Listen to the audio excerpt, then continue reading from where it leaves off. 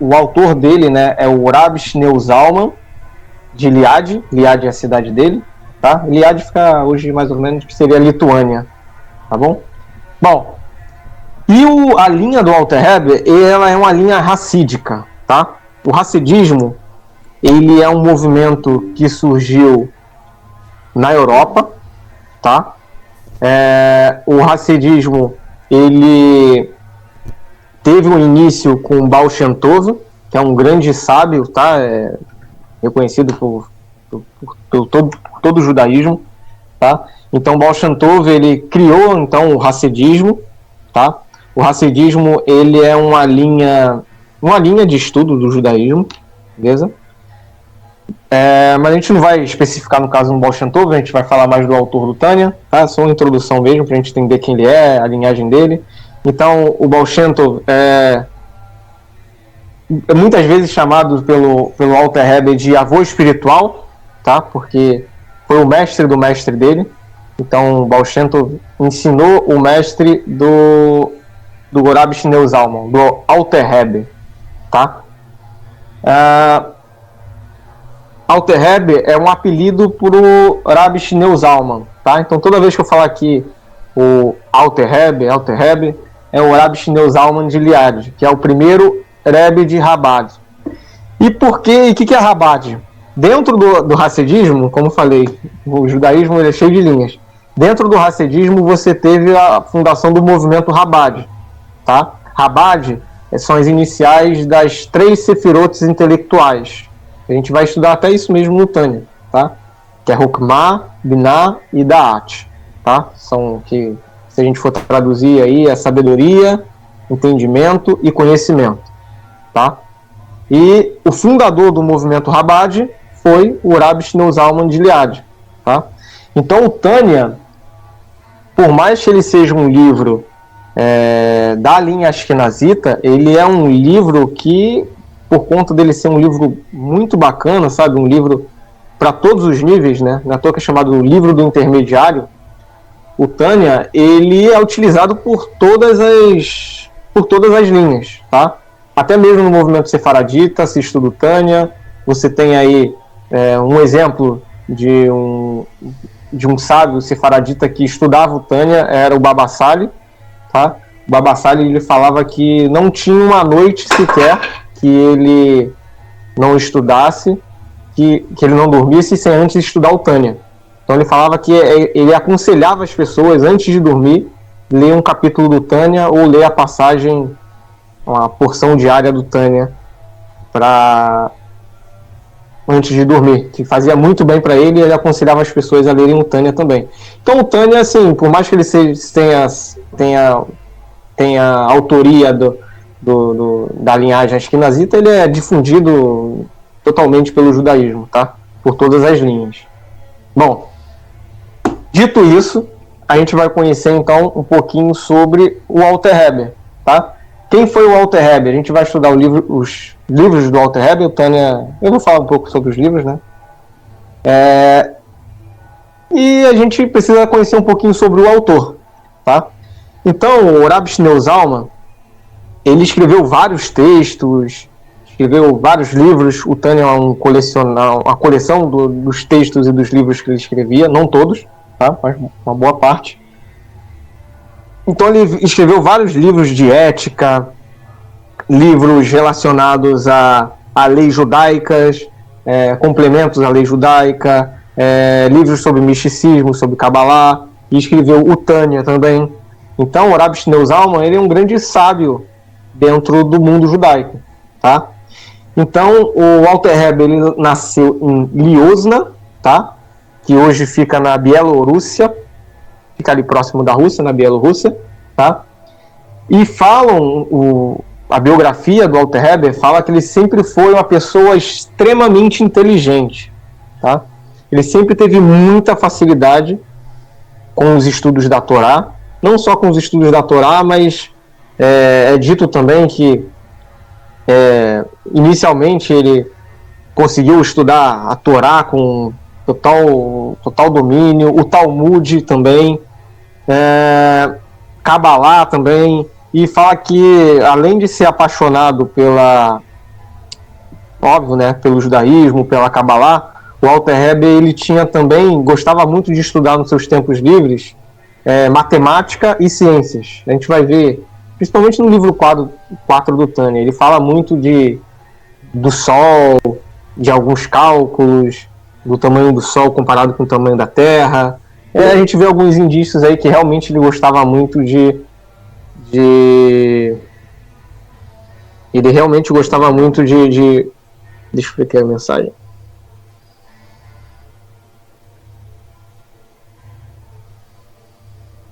Acho que minha câmera não está ativada não. Acho que o Rodrigo falou que teria como ativar minha câmera. Tá dando para ver minha câmera? Isso. Tá dando para ver. Tá sem, William. Tá? Ah, tá. Tá ativada, William. Ah, tá. Não, porque o Rodrigo colocou aqui. Às vezes pode ser então um problema no dele ali. Enfim. Então vamos lá. Só tá escuro só, William. Tá escuro? Acho que assim então fica melhor. Vai mais claro, né? Bom, enfim. Então o Alter Rebbe, ele era uma pessoa que gostava muito de ciências, matemáticas e, principalmente, né, gostava muito de estudar Torá, judaísmo, Kabbalah. O primeiro mestre do Alter Rebbe, para a gente ter noção do quanto ele estudava e do quanto ele conseguia absorver os conhecimentos de Talmud, de Gemara, de Shulchan Aruch, o primeiro professor do Alter Rebbe, que era o Rabbi Issachar Ber, ele, depois do Alter Rebbe estudar com ele desde criança, quando o Alter Rebbe fez 12 anos de idade, ele falou para o Alter Rebbe: olha só, eu não tenho mais nada para te ensinar. Você já sabe todo o Talmud, você já sabe os tratados, você já sabe o Shulchan Aruch, você já entende sobre a Torá. Com 12 anos de idade, o Alter Rebbe já tinha um domínio por excelência de todos esses livros. E se a gente for ver, são muitos livros, tá? Do judaísmo. Ele já dominava todos esses assuntos com maestria. Então, quando ele completou 12 anos, o próprio mestre dele falou: olha, para te ensinar conteúdo judaico, eu não tenho mais nada. Ok? Já pode procurar outro mestre, porque para mim não tem mais nada para eu poder te ensinar. E um homem muito rico, tá? Que era o sogro, no caso, o sogro do Alter Rebbe, tá? Ele bancou os estudos do Alter Rebbe. Então o Alter Rebbe, ele acabou casando com uma moça que era filha de um milionário na época, tá? Que morava na Rússia, um judeu milionário. E ele, de dote, deu para o Alter Rebbe mais ou menos equivalente a 4 milhões de reais hoje em dia. Então, só de dote para casar com a filha dele, ele ganhou 4 milhões de reais, equivalente a 4 milhões de reais, tá? Na época, o dinheiro russo é o rublo, né? Mas na época equivalia, como fosse hoje em dia, a 4 milhões de reais. E o Alter Rebbe guardou esse dinheiro. Ele utilizou esse dinheiro, que a gente vai ver um pouco mais na frente agora na história dele, justamente para ajudar as pessoas, tá? No final da vida, o Alter Rebbe a gente vai ver até que ele vai acabar ficando pobre. Bom, e continua da seguinte forma, essa nossa biografia do Alter Rebbe, né? Então ele foi bancado, né, pelo seu sogro, tá? Para poder continuar com os estudos, porque era realmente algo que ele tinha total domínio, né, pelos estudos da Torá. Deixa eu ver aqui onde eu parei. Sim. E aos 20 anos, o Alter Rebbe teve que tomar uma escolha, porque ele já era versado em Torá e ele precisava aprofundar os seus conhecimentos, ele precisava elevar mais a alma dele. Então ele teve que fazer uma escolha. Ou ele ia para a cidade de Vilna, tá? Era uma cidade onde tinham rabinos que eram muito conhecidos por conhecer com profundidade o Talmud, principalmente o Talmud, tá? Ou ele ia para a cidade de Meseret, onde vivia o Rabbi Dovber, né? Que é o famoso Maguid de Meseret, que foi o principal aluno do Baal Shem Tov, tá? Então ele ficou em dúvida se ele ia para Vilna estudar Talmud com com total foco, né, para o Talmud, dar uma especificada maior, ou se ele iria em Meseret, porque o Hassedismo estava ficando muito famoso no judaísmo, entendeu? Estava começando a ganhar bastante adeptos, estava começando a ser encorpado e ficar muito famoso. E o Maguid de Meseret, que é o Rabi Dovber, ele estava muito famoso. Todo mundo queria, todas as pessoas iam tirar conselhos com ele e queriam estudar com ele, porque ele era um grande sábio da época, tá? Bom, e daí ele decidiu ir para Meseret. Entre Vilna e Meseret, ele decidiu ir para a cidade de Meseret para poder estudar o Hassedismo, tá? A linha racídica. E ao chegar em Meseret, né, conta a biografia que o Alter Rebbe, né, ele não se impressionou muito, porque quando ele chegou lá, ele viu que a sinagoga de Meseret, da cidade de Meseret, era uma sinagoga bem simples, é uma sinagoga bem simplória, as pessoas se vestiam também bem simples, porque o Hassedismo ele queria trazer as pessoas com menos conhecimento para terem contato com o Torá, entendeu? E eles valorizavam muito essas pessoas, porque, segundo contam os textos da época, pelo menos naquela região ali da Rússia, se dava muito valor para aqueles judeus que eram muito versados em Torá, que estudavam muito Torá, então eles tinham um apreço muito grande. Mas as pessoas que eram mais simples, às vezes não sabiam nem ler um hebraico, judeus que não sabiam ler hebraico, não tinham muito contato, eles eram um pouco que desprezados, eram meio que deixados de lado, vistos como ignorantes. E o Hassedismo abraça essas pessoas, entendeu? Então, ao chegar lá, o Alter Rebbe fica um pouco assim, porque, poxa, todas as pessoas bem simples, né?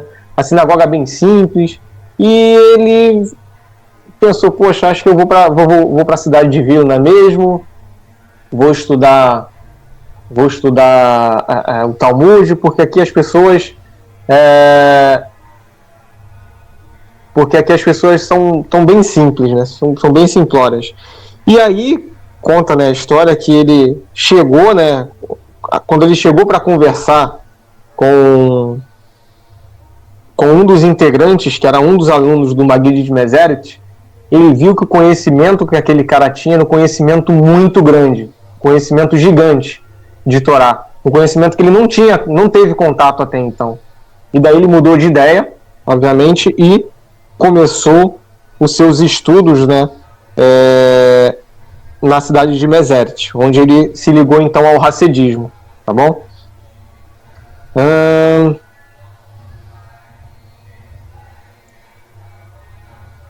Enfim. Bem, com 25 anos,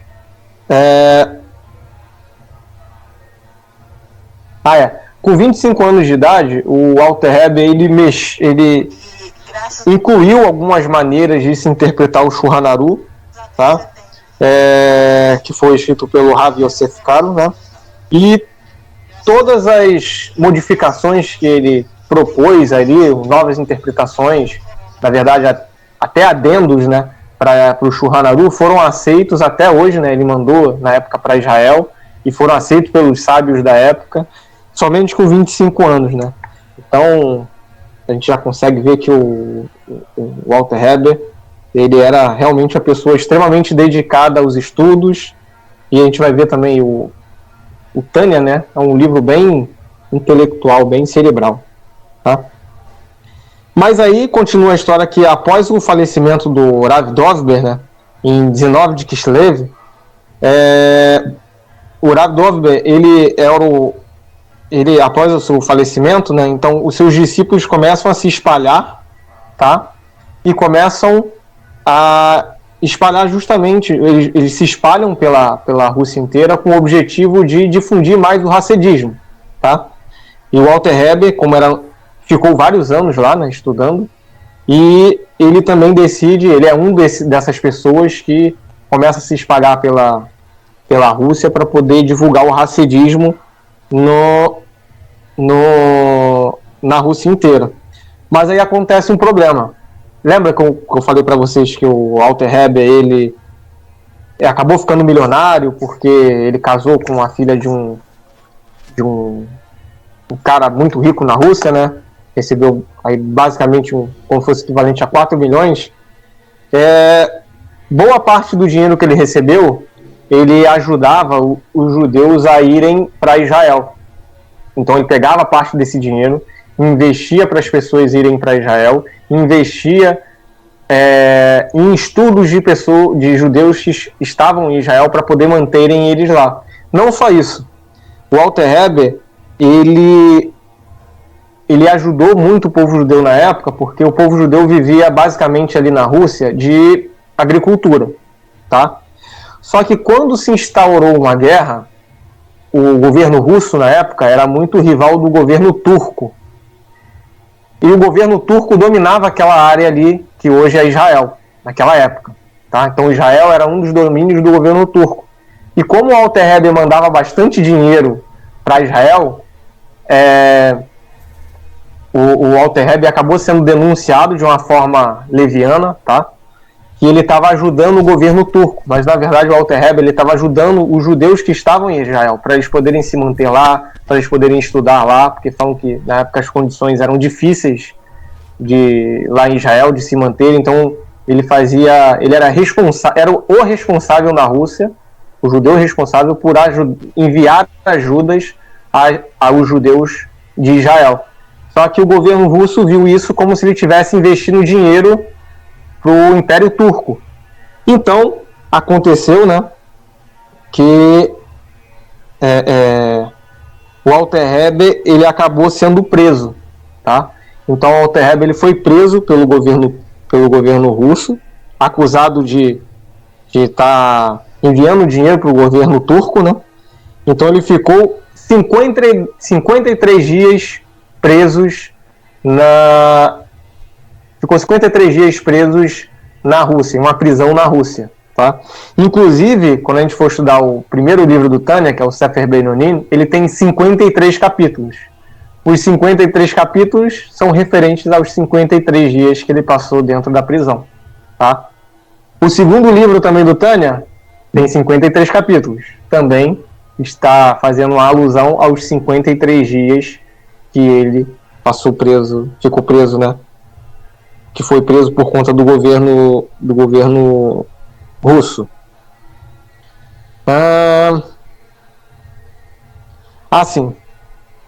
E o Walter Heber, ele ficou 53 dias preso, né? Mas depois ele foi solto. E os judeus na época começaram a receber várias represárias, né? Como sempre, né? A gente sabe que o povo judeu é bastante perseguido. E nessa época não foi diferente, tá? Então o povo judeu foi perseguido na época lá na Rússia. E o Walter Heber perdeu boa parte da sua fortuna, porque, como eu falei para vocês, os judeus viviam de agricultura. Então o governo russo proibiu os judeus de trabalharem de agricultores. Então imagina, você só trabalhou de agricultor a sua vida inteira. E aí o governo vem e proíbe você de ser agricultor. Você não pode mais arar a terra.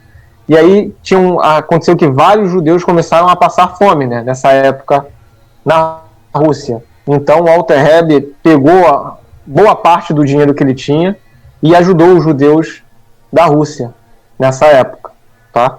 Então ele praticamente empobreceu, né, ajudando os judeus dessa época, fazendo na biografia do Walter Heber fala que muitas vezes ele fazia, as pessoas vinham pedir dinheiro emprestado para ele sabia que as pessoas não iam pagar, e ele dava uma quantia alta para a pessoa, para aquela pessoa poder, né, manter a sua subsistência. E acabou que dessa forma o próprio Walter Heber acaba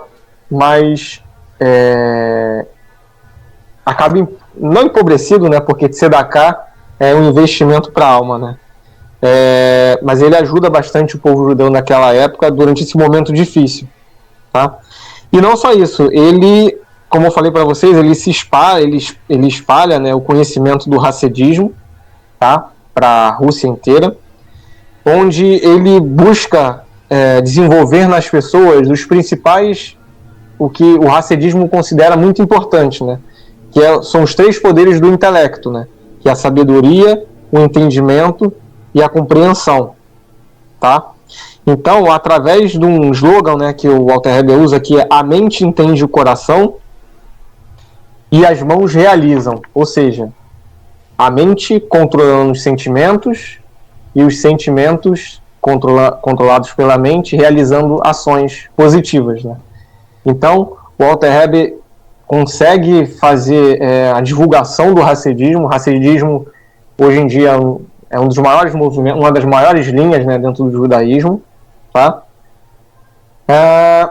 E o Tânia, e onde surgiu o Tânia aí? O Walter Heber, ele acaba ficando muito famoso, tá? O Walter Heber fica muito famoso, várias pessoas começam a consultar o Walter Heber, só que o Walter Heber, ele acaba não tendo tempo de dar assistência para todas as pessoas, porque falavam que eram filas gigantescas de pessoas para poderem consultar o Walter Heber. E o Walter Heber não tinha tempo, um dia só tem 24 horas. E aí ele decidiu, então, compilar o Tânia, tá?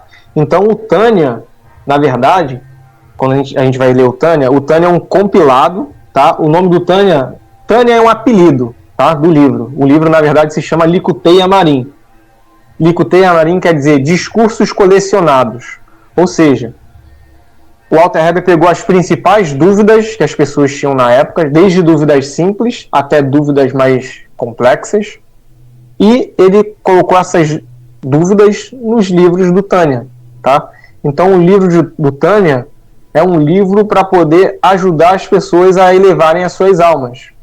Então ele pegou as principais dúvidas que o pessoal tinha, como eu falei, desde as mais baixas até as mais elevadas, e montou então os estudos, tá? No início, o Tânia era divulgado em panfletos, tá? Eram tipo panfletinhos que o Tânia era divulgado, mas depois sentiu-se a necessidade de compilar um livro, porque, como eu falei, os judeus eram perseguidos na rua, pelo governo russo. Então, o que algumas pessoas mais intencionadas faziam? Pegavam os panfletos do Walter Heber e alteravam alguns trechos. Então, o Walter Heber sofreu algumas represálias por conta do governo russo, mais uma vez. Então, a comunidade judaica decidiu, então, pegar esses panfletos, na verdade, compilar em livros, tá? Em uma editora, tudo certinho, bonitinho. Para quê? Para não ter problema, entendeu? E para vocês terem a noção do quão Tânia fez sucesso na época, naquela época, em Walter Heber é do século XVI, tá? O Walter Heber, ele é... Deixa eu citar aqui o Mora Davi. E o que acontece? O Tânia, ele fez tanto sucesso que ele acabou chegando até em Jerusalém, tá? Os panfletos do Tânia chegaram até em Jerusalém. Hoje em dia é fácil, né? A gente tem toda essa globalização, mas imagina naquela época. Nossa, muito tempo atrás, 1600 e pouquinho, os estudos do Walter Heber chegarem em Jerusalém e serem lidos pelos sábios da época. Ou seja, era um estudo que, mesmo em vida, o Walter Heber teve bastante relevância com os estudos do Tânia.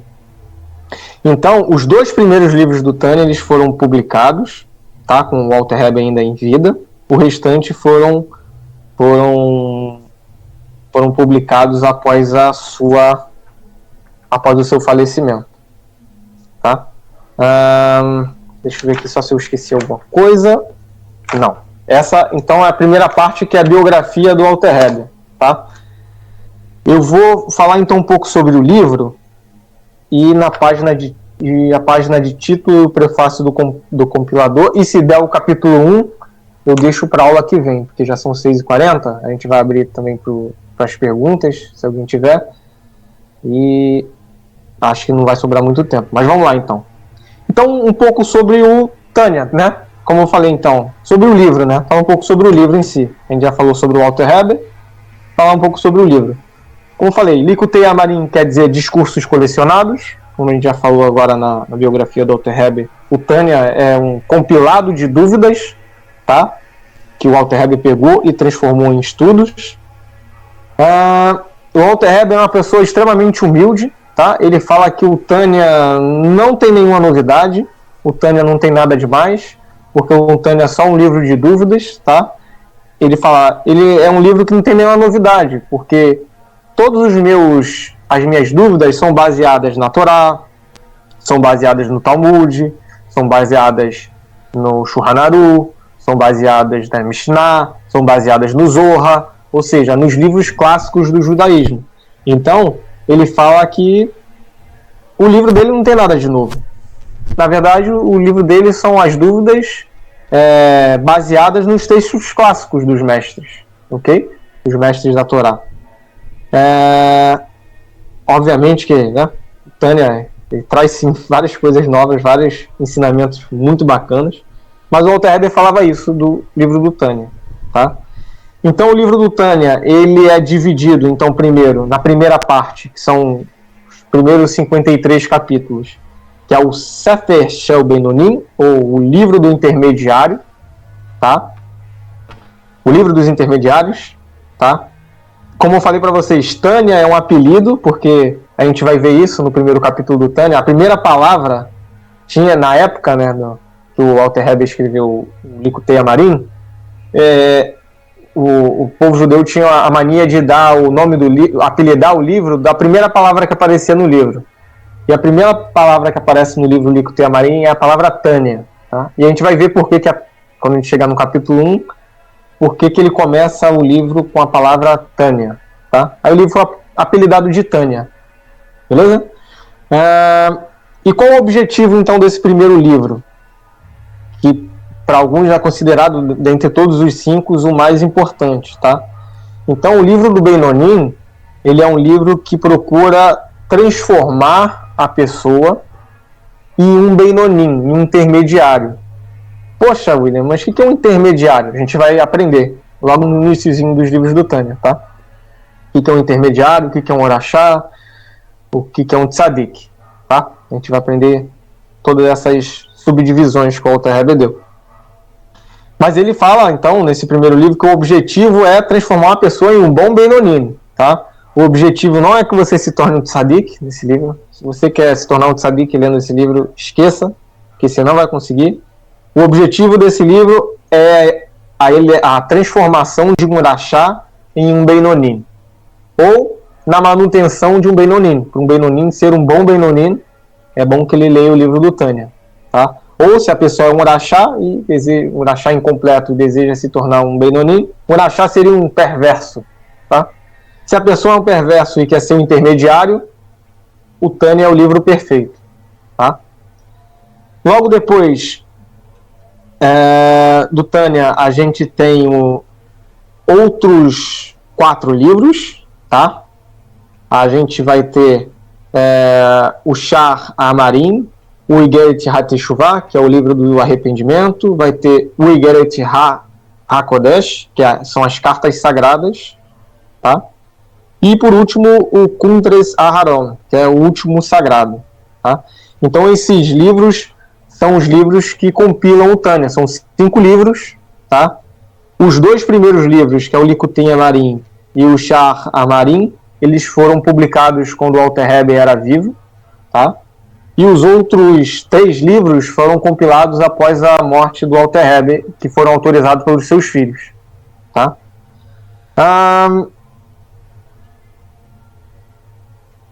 Sim, e como eu falei para vocês, então, só para a gente finalizar então essa parte sobre o livro, acho que dá até para a gente avançar para a página de título. O Tânia, então, ele é baseado nos clássicos do judaísmo, tá? Ele é baseado na Torá, no Talmud, a Cabala luriânica também, a Cabala do Rabbeinu Yitzhak Luria, que é considerado aí o príncipe da Cabalá, também são utilizadas nas explicações do Tânia. A gente vê alguns trechos. O Zohar, o Maimônide, o Moshe Cordoveiro, que era o mestre do Rabbeinu Yitzhak Luria, tá? Então, são alguns dos livros que são utilizados para as explicações do Alter Rebbe. Mas a gente vai ver, quando o Alter Rebbe cita, ele, nos nossos estudos, eu vou falar também que ele está citando o Torá, está citando o Zohar, enfim. A gente vai ver tudo isso nos capítulos do Tânia. Bom, indo então para a página de título, e aí a gente vai fechar o estudo de hoje, tá? Aí na aula que vem a gente vê o prefácio do compilador e o capítulo 1, beleza? Então na página de título, o Alter Rebbe fala que o objetivo do Tânia é que a gente entenda que as mitzvot, né? Ele pega até um trecho de Devarim, capítulo 30, versículo 14, que ele fala, né? Pois esta está muito perto de ti, na tua boca, no teu coração, para que o observes. Ou seja, o objetivo do Alter Rebbe, ao ensinar o Tânia, é que a gente consiga utilizar os 3 canais, ou, como a gente vai ver, as 3 vestimentas da alma, que são pensamento, fala e ação, de uma forma que a gente esteja conectado com o Criador. Ou seja, o Beinonim, como a gente vai ver mais para frente, o intermediário, ele vai utilizar tanto o seu pensamento, quanto a sua fala, quanto as suas ações voltadas para o Criador. Tá? Então, esse é o objetivo do Tânia. O Tânia quer que a gente tenha bons pensamentos, boas falas e boas ações. É isso que ele procura trazer para a gente. Tá? O Alter Rebbe já traz isso na página de título. Tá? E ele fala que quando a gente tiver, então, essa noção, aí sim a gente vai estar pronto para desenvolver um amor e um temor ao Criador, para que a gente possa entender o que é estar próximo de ti. Ou seja, para a gente sentir que a Torá, que as mitzvot, que o Criador está próximo da gente, a gente precisa desenvolver o nosso amor e o nosso temor pelo Criador. Tudo isso vai ser trabalhado ao longo do Tânia. Tá? Então, o Alter Rebbe fala que existem 2 caminhos para você chegar até o Criador. Tá? Então, existe o caminho curto e longo, e o caminho longo e curto, tá? Então, o Alter Rebbe, ele fala que no Tânia a gente vai aprender um pouquinho dos 2 caminhos, mas o foco do Tânia é justamente o caminho longo e curto, tá? Porque o que acontece? Quando a gente tem um caminho extenso, a gente desenvolve dentro da gente o amor e o temor pelo Criador. E ele é longo por quê? Porque até você desenvolver o amor e o temor pelo Criador, isso demora um tempo. Você tem que estudar, você vai ter que fazer meditações, você vai ter que fazer autoanálises, você vai ter que enfrentar a sua alma animal, e tudo isso não muda de um dia para o outro. Por isso que ele fala que é um caminho extenso. Tá? E ele também fala do caminho curto, porque ele também procura revelar o amor e o temor do Criador, que já existem dentro de nós, porque nós naturalmente já somos servos do Criador. A gente só precisa destravar esse amor e esse temor pelo Criador. Tudo isso já está dentro da gente. Então, ao mesmo tempo que isso está dentro da gente, a gente também pode aprimorar isso, entendeu? Então, o Alter Rebbe vai tentar trazer essas 2 coisas para dentro dos nossos estudos. E para finalizar, então, essa parte inicial do Tânia, tá? Tem 2 historinhas muito legais que explicam isso que o Tânia quer trazer, tá? Sobre o caminho longo e curto e o caminho curto e longo, tá? Tem uma história do Talmud que fala o seguinte, que certa vez o Rav Yoshua ben Hanania, ele estava indo para Jerusalém, tá? E ele é um grande sábio na época do Talmud, né? E ele chegou lá e ele queria saber qual era o caminho que levava para Jerusalém. Então ele falou com um menino, uma criança. Ele falou: menino, qual o caminho aqui que eu posso seguir que eu chego para eu poder chegar em Jerusalém? E ele falou: olha moço, você tem 2 caminhos. Você tem o caminho curto e extenso, e você tem um caminho extenso e curto. E aí o rabino decidiu, eu vou seguir o caminho curto e extenso. Eu estou sem tempo. E aí ele foi para o caminho curto, extenso. Quando ele começou a seguir esse caminho, ele começou a ver que era um caminho perigoso, um caminho que tinha várias barreiras, um caminho que onde o acesso para você poder chegar a Jerusalém era perigoso e era difícil de se chegar até lá. E daí ele voltou e decidiu então seguir o caminho extenso e curto. O caminho extenso e curto era um caminho mais longo, mas era um caminho mais pavimentado, um caminho mais seguro, onde ele conseguia chegar em Jerusalém. Então, o Tânia, ele procura justamente levar a gente, né, através desses dois caminhos, mas sempre focando, o Walter Heber deixa isso muito bem claro, tá? Que o foco do Tânia é o caminho extenso e curto, porque o caminho extenso e curto é o caminho mais confortável. É um caminho mais longo? É um caminho mais longo, mas é o caminho mais seguro que existe. Então o Tânia vai procurar elevar nossas almas através do caminho extenso e curto, tá? E tem uma parábola do Baal Shem Tov, né? Que fala bastante, que fala sobre isso também, né? Que eu acho que encaixa muito bem na nossa aula, né? Que conta que certa vez, né? Um homem, né? Foi invadir uma casa de um Hassid, né? E aí ele invadiu a casa do Hassid, e aí era um ladrão, ele estava constantemente, quando o homem saía de casa, então ele invadia a casa e roubava alguns pertences desse Hassid, e esse Hassid estava, né, muito preocupado, né, poxa, o bandido invadindo a sua casa, e ele decidiu perguntar para o Baal Shem Tov o que ele fazia, o que ele deveria fazer.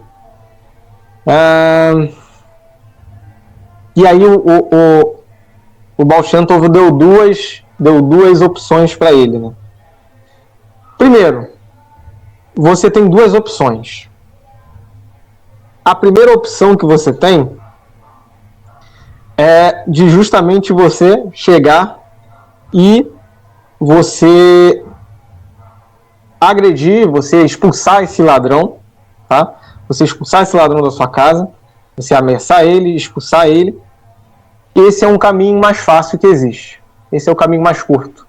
O caminho mais curto é você expulsar ele, tá? Mas existe um outro caminho. O outro caminho é um caminho mais longo, mas é o melhor caminho que tem. O segundo caminho é você conversar com esse homem e você convencê-lo a não roubar mais. O segundo caminho é mais trabalhoso, mas no segundo caminho o seu problema será resolvido. E aí, é isso que o Tânia também procura trazer pra gente, né? Então esse caminho mais longo, esse caminho mais trabalhoso. Mas como a gente sabe, o caminho mais trabalhoso é sempre o melhor caminho. É o caminho que vai edificar a gente, né?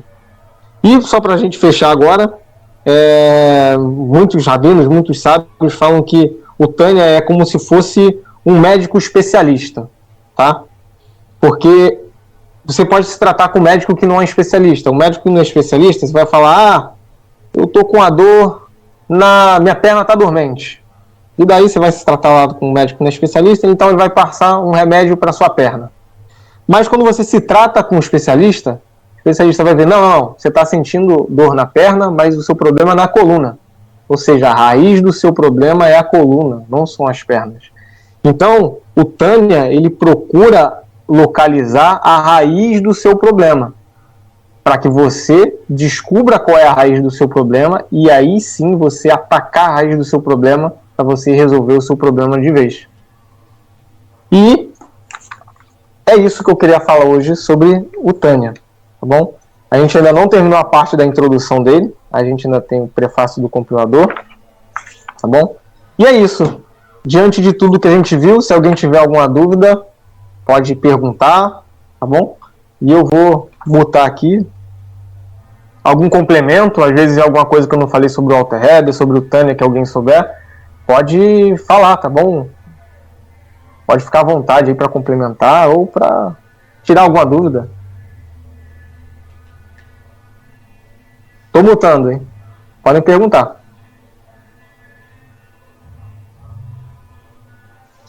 Boa noite, pessoal. Shalom, tudo bem? Shalom, Moré Davi. Que legal. Obrigado, viu, pela oportunidade de poder estudar com vocês. Eu estava dando uma olhada, eu comprei esse livro para poder estudar junto com vocês, para vocês terem ideia. Aqui, ó. Desvendando Tânia. É desse grande rabino, Rabino Adin. Vocês conhecem, né? Conheço o Rabino Adin, ele que traduziu vários, ele que na verdade traduziu o Tânia do hebraico para o inglês. Foi ele que fez a tradução. E de vários livros também, né? Do hebraico para o inglês. Mas pode perguntar. Não, tava vendo, é só uma observação. Você falou sobre a questão do caminho longo, caminho curto, e esse próprio rabino fala que o caminho longo, mas é curto, né, ao longo do tempo, mostra a necessidade de a gente pedir ajuda para Hashem. Quando você busca o caminho curto, mais longo, você vai pelo seu ego, pelo seu achismo, sabe, pelo seu imediatismo. Não, eu acredito que eu posso.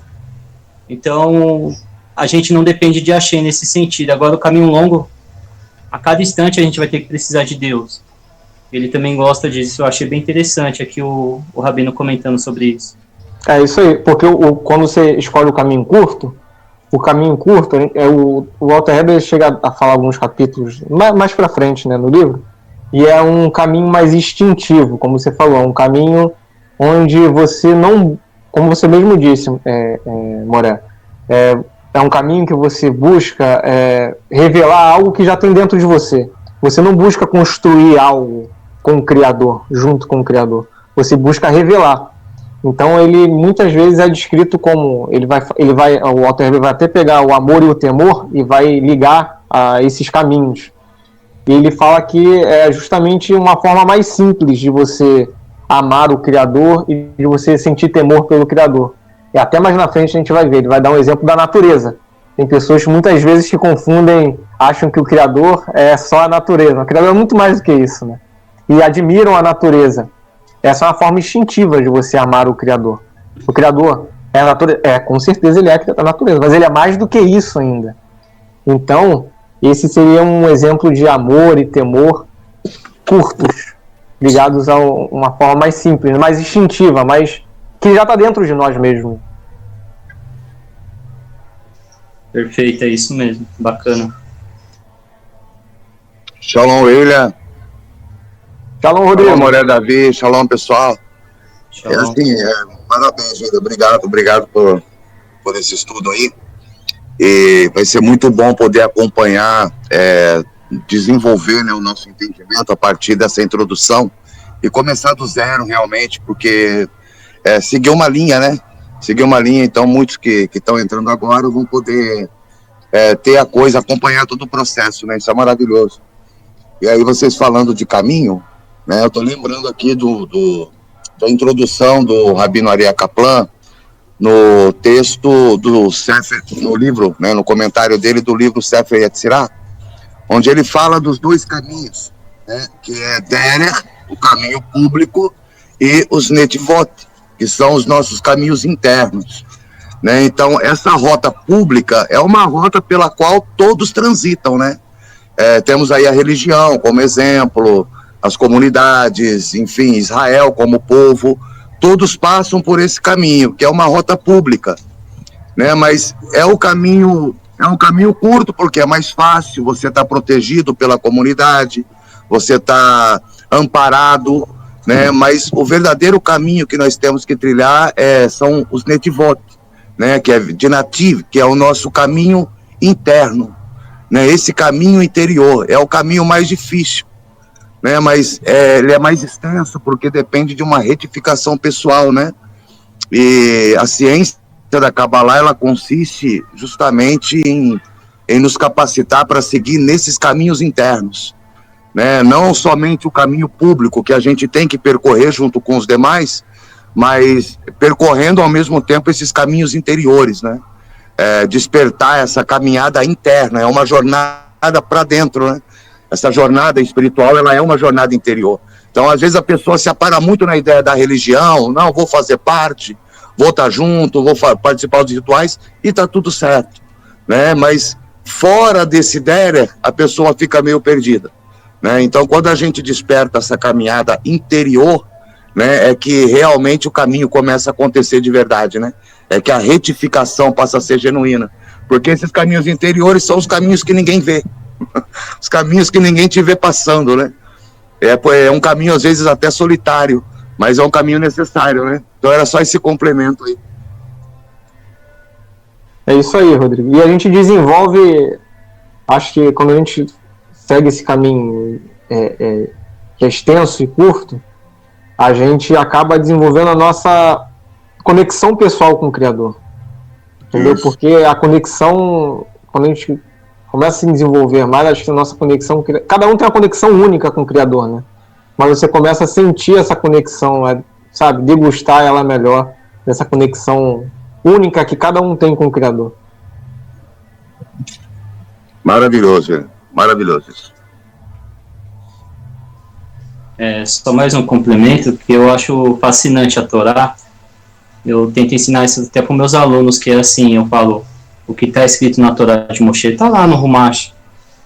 Né, a Torá oral também está lá, o que os comentaristas eles entenderam da Torá.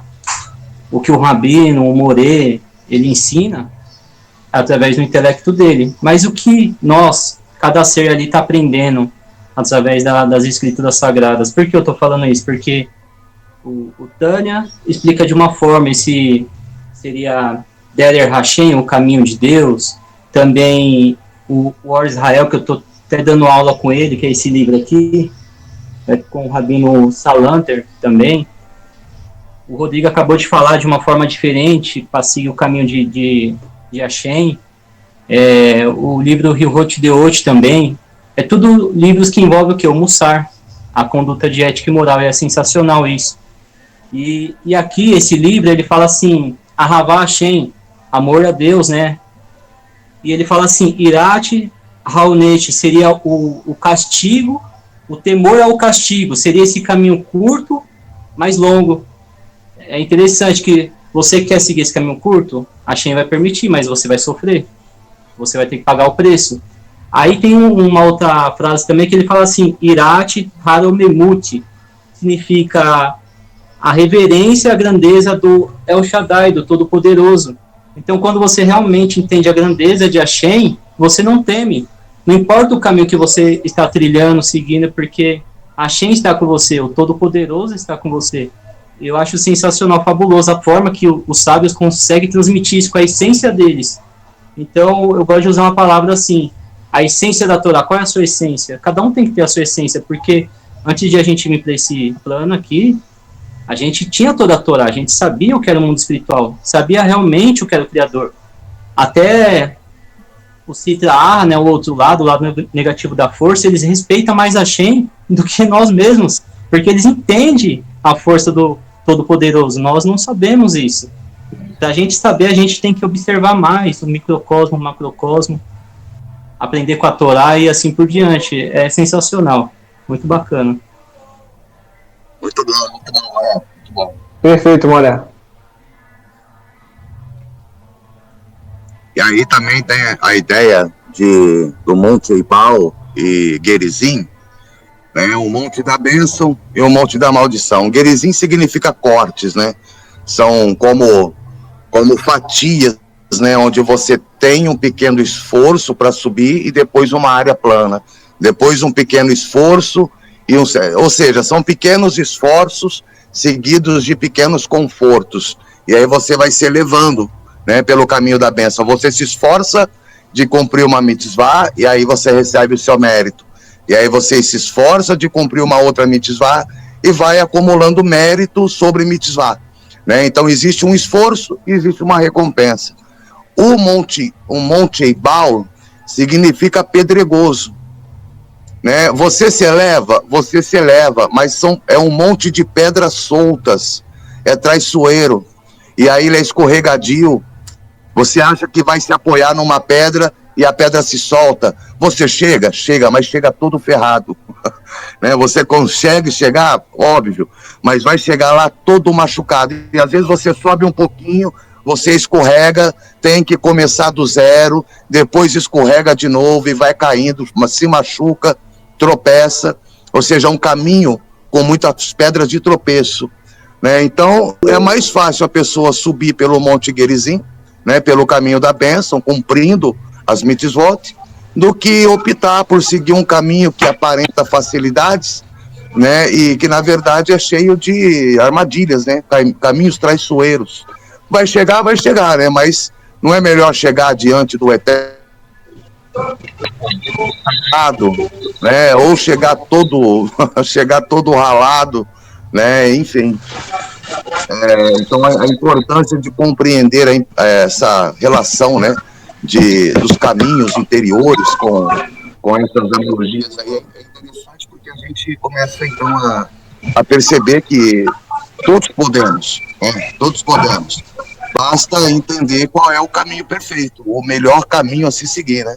Porque todos querem, todas as religiões são uma tentativa de levar as pessoas a Deus, todo o pensamento, toda a filosofia, tudo na vida ela tem essa busca por uma transcendência, né? Agora, por qual caminho você... né? É aí que está o diferencial realmente de livros como Tânia, Torá, né? O Código de Ética Judaico, o Musaf, né? Porque você se eleva ao eterno ao mesmo tempo em que também se eleva como pessoa, né?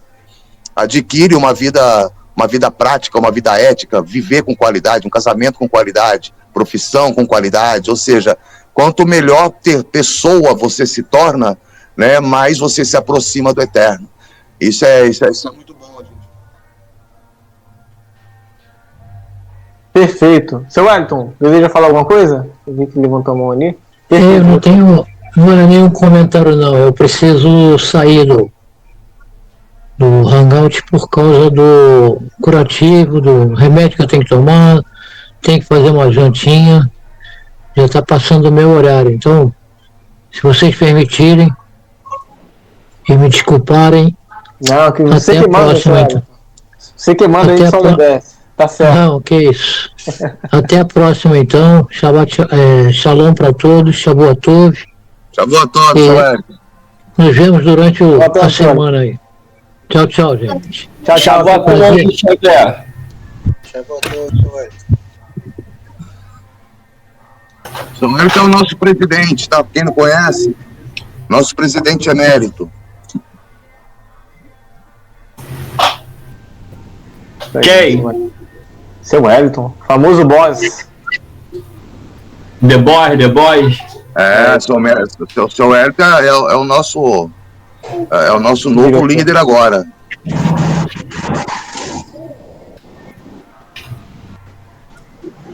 Eu perdi esse momento, as votações, eu não estava presente no dia, tá sabendo agora. Não, o seu Wellington, no caso, ele é presidente emérito, né?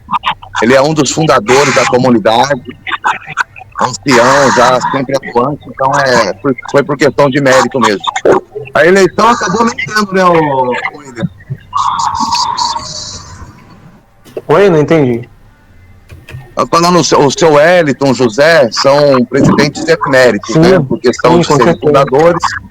Então nem passaram por eleição. Foi a gente mesmo que decidiu ali por questão de justiça mesmo, né? Mérito, os outros cargos não teve, já acabou nem tendo eleição, né? De cada um dos que se prontificaram. Não, faz sentido, legal. A ideia seria ter eleições, né? Mas como o cargo oferecido para um não foi disputado por outro, então ficou por isso mesmo.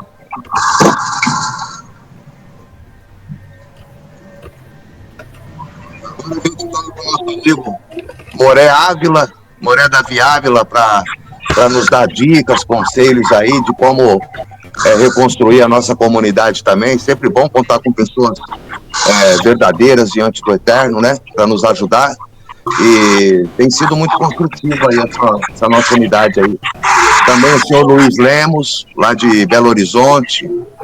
A gente tem que realmente formar uma rede, né? Abrir uma conexão para que as comunidades possam se relacionar, né? Isso aí, a união faz a força. Quanto mais conexão, quanto mais união a gente tiver, melhor ainda. Só vai engrandecer todos os lados. É verdade. Aí crescendo, a gente tem que se unir mais ainda em favor dos nossos, né?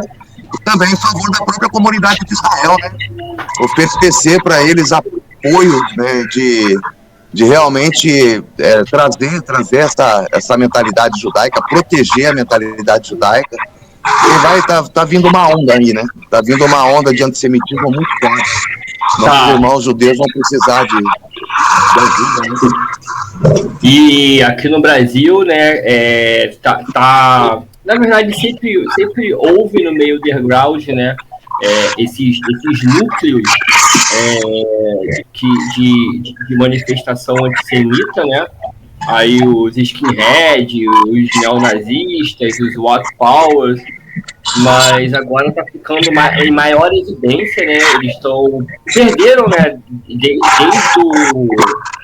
Desde o governo Bolsonaro, eles perderam o pudor, né? A questão de eles saíram das trevas, né? Por assim dizer, estão fazendo bastante ataques, né? Estão seguindo grupos aí no Rio de Janeiro, por exemplo, que eles quase não se ouvia falar, agora tem se ouvido bastante, né?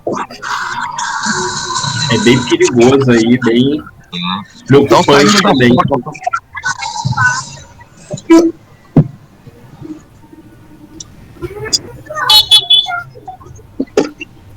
Mas é isso. Luiz, quer falar alguma coisa? Hã?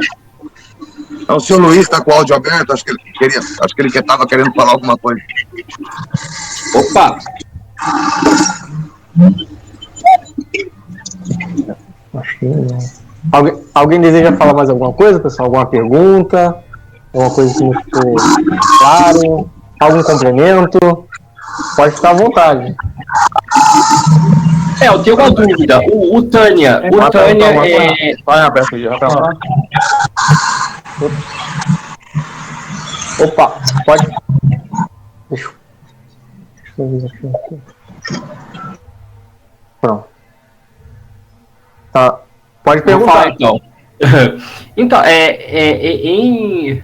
em relação, né, a Torá, o Tânia, qual é a proposta final do Tânia em relação à Torá? Só para mim ter esse entendimento. Então, a Torá, o Tânia, ele vai buscar, como o Alter Rebbe fala, uma elevação da pessoa de um nível de Irachá, aí ele vai explicar, né, a gente vai ver o que é cada um, de Irachá para Benoni, ou para a pessoa se tornar um bom Benoni, entendeu? Uma boa manutenção para se tornar um bom Benoni. E como que você consegue isso? O Alter Rebbe vai mostrar isso que é através das mitzvot. Através das mitzvot, a gente vai ver que o Alter Rebbe vai falar bastante disso, vai citar bastantes trechos da Torá, onde a nossa conexão com o Criador se dá através da Torá. A Torá é a vontade eterna do Criador. Hashem e a Torá são uma coisa só. A gente vai ver isso também. A Torá é a vontade de Hashem, entendeu? Então, se você quer se conectar ao Criador, você tem que seguir as vontades do Criador. E as vontades dele são descritas aonde? Nos mandamentos. Então, ele vai trabalhar através dos mandamentos, através das mitzvot, como que você consegue elevar a sua alma para você conseguir chegar a um nível de intermediário. Entendeu? Esse primeiro livro, basicamente, se trata disso. Então a relação dele com a Torá é justamente com as mitzvot, entendeu? Como você se conecta, como que você evita os maus comportamentos, como você consegue formas de meditação para você minimizar, combater a sua alma animal, você diminuir, aumentar o seu domínio, né, sobre a alma animal, que na verdade a alma animal ela é importante também, na verdade ela é extremamente importante, mas só que a gente tem que saber dominar a alma animal. Então o Tânia vai ensinar tudo isso através das mitzvot, através dos mandamentos. Então o Tânia utiliza a ferramenta para você elevar a alma, que o Tânia traz para a gente, é a Torá, entendeu? A Torá é um manual de elevação.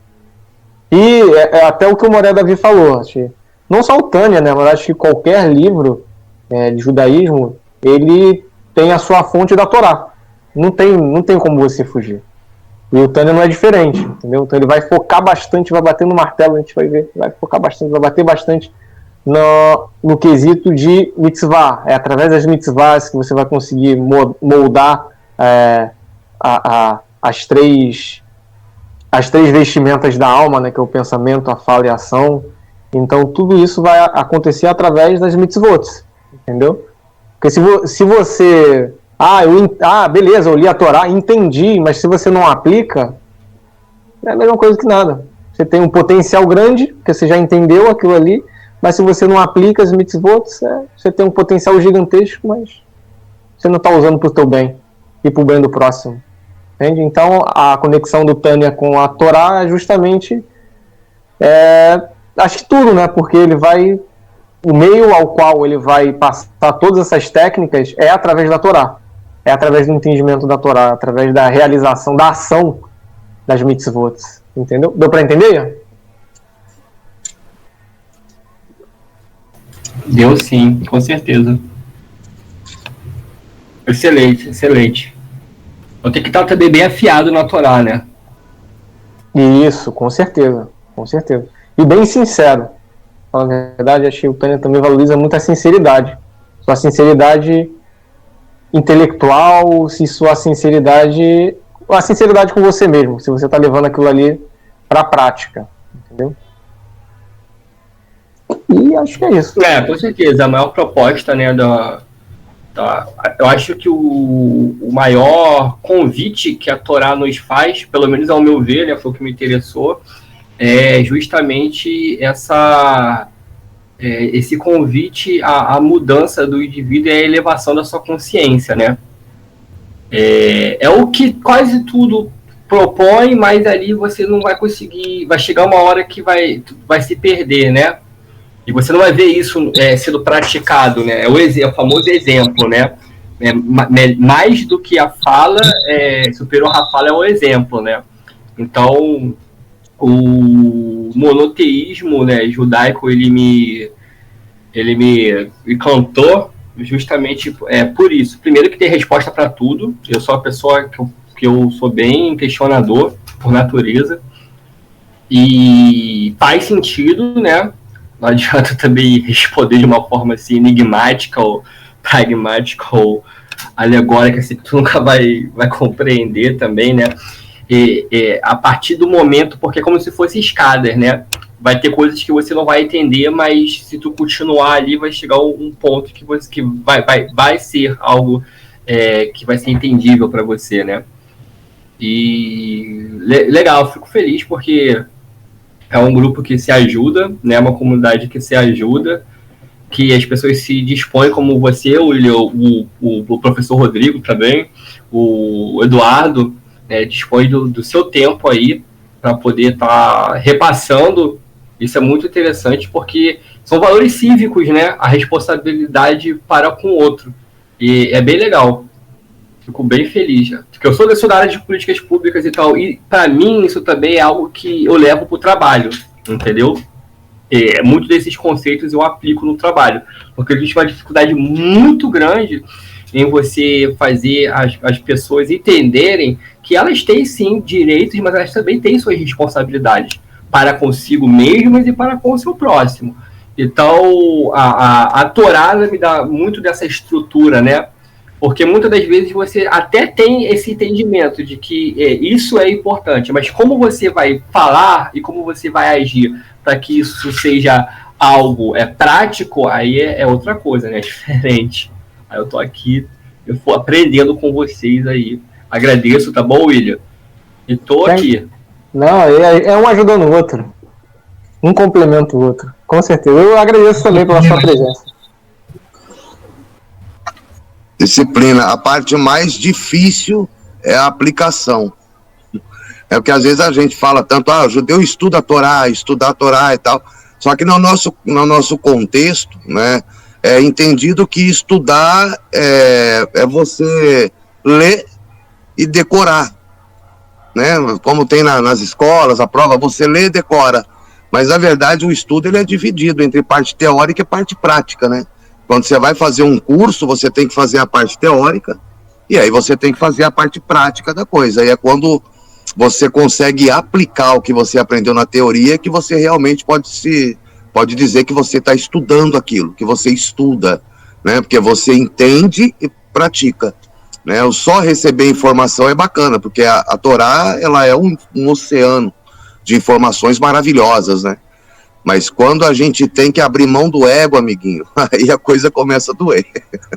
Quando eu tenho que dar um sermãozinho no faraó, que é essa coisa do desejo de receber para receber, se eu tiver que fazer algo para o outro em que eu não vá ser beneficiado, aí a coisa começa a doer, começa a incomodar, e aí a gente fica naquela zona de conforto. Eu prefiro achar legal, porque a parte que me incomoda, tá entendendo? É onde dói, né?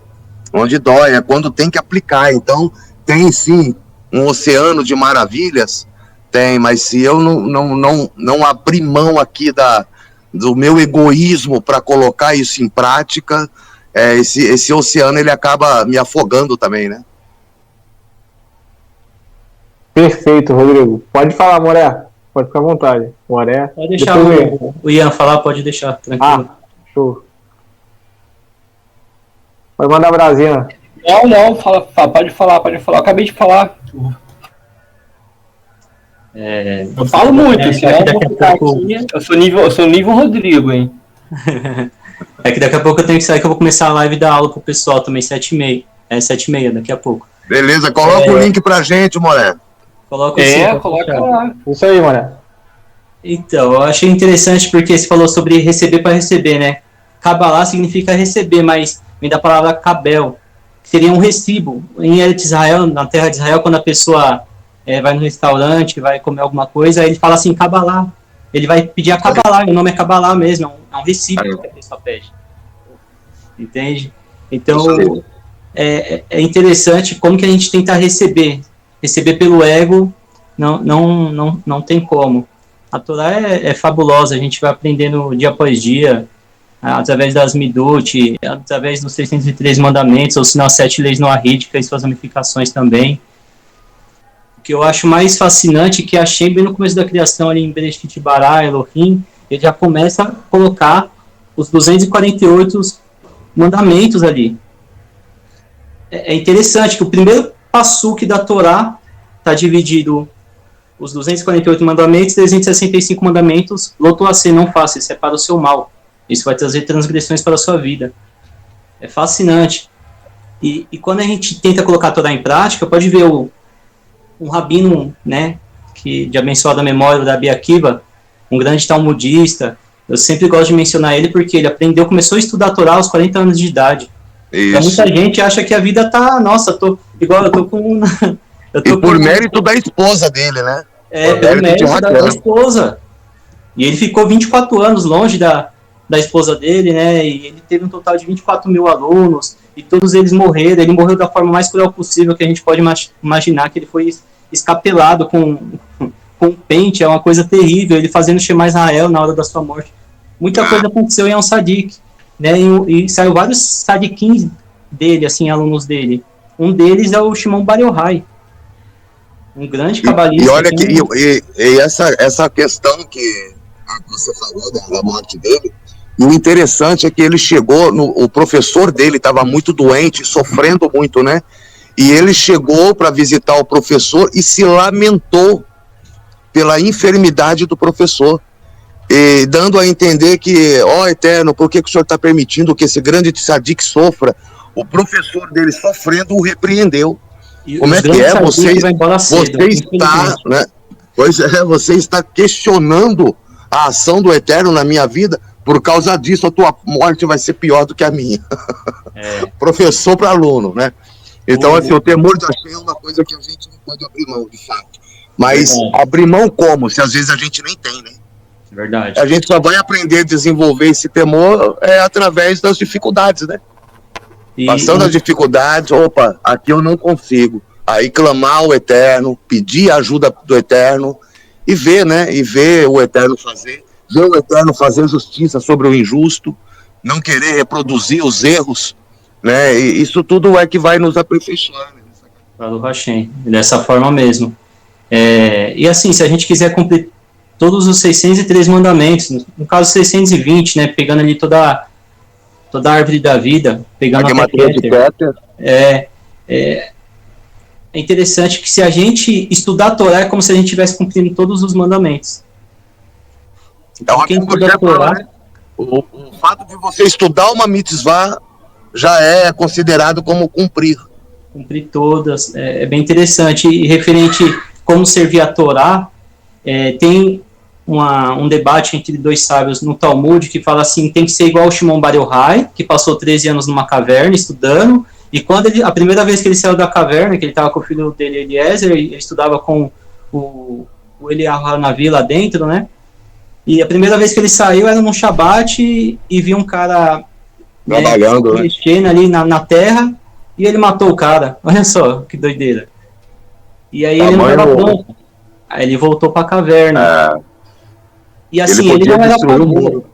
Ele não era a favor, tá, pessoal, de a pessoa trabalhar e estudar a Torá quando puder.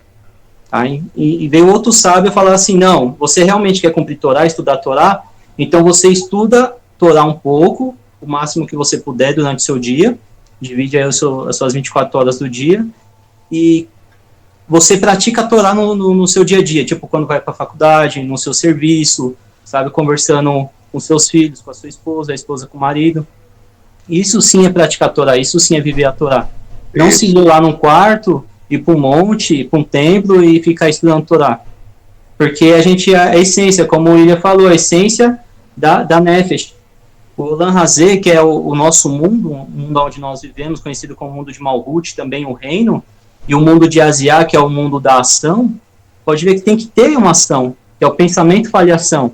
Quando fala pensamento, fala ação, pegando a Sefirot mais alta, a mais baixa, que é onde existe o livre-arbítrio. É sensacional isso. Mas é difícil manter equilíbrio, sabe? Não é fácil. Pessoal, vou agradecer, tá bom? Por ter participado dessa live, dessa aula aí. E eu vou começar a live, aí quem puder participar lá, eu vou colocar no grupo do Rodrigo, lá na comunidade dele. Tá bom? Agradeço mesmo. Perfeito. Não, prazer é nosso, Moré. Tá bom, então, pessoal. Shalom, tô lá aguardando o link também. Shalom, Laratov. Shalom, pessoal. Então, ficou mais alguma dúvida? Alguém quer perguntar mais alguma coisa? William, mas aí William, você explica de uma maneira que não deixa perguntas, cara. Entendeu? Não tem, porque você é muito claro, entendeu? Você é muito claro na didática, aí realmente não fica dúvidas. Aí qualquer dúvida que a gente tenha, já não é sobre a aula. Porque não deixou, realmente não tem dúvidas. Então tá, vou acreditar então que eu tô ensinando bem. Não, pô, falo por todos, pode ter certeza.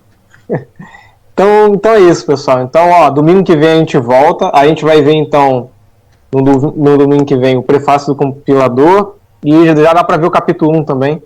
Tranquilo.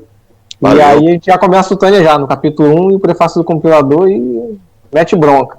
Vamos, que vamos. Então, muito obrigado pela presença de todos, tá bom? E Shavuatov e bom finalzinho de domingo para todos vocês. E vamos lá pro estudo do Moré, Davi.